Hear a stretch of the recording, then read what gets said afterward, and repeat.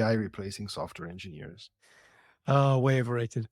Yeah, I mean, when you say, I hope we're not going to have to talk about it, it's I think one of those things where people don't really realize actually AI is not going to replace software engineers.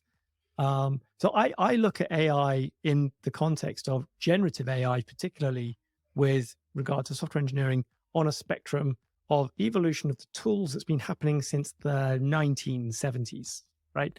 I mean, in the 1960s, we began to get visual editors, via Emacs.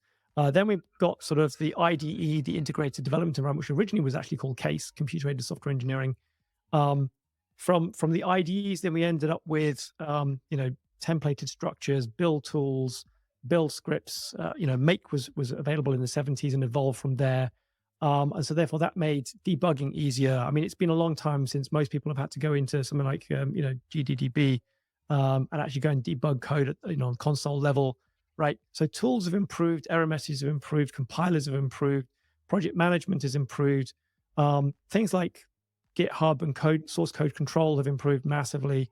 And so therefore, automatically generating code is just a continuation, I think, on that spectrum of removing the boilerplate from the inversion of control to IDE templated pages, to things like Ruby on Rails, where there was basically patterns to follow that were not only best practice but also optimized into the way that things are working. And so the AI generating code for you that is more personalized, I see it as just a continuation on that spectrum of where we've been coming along in terms of aiding the software engineer in the process.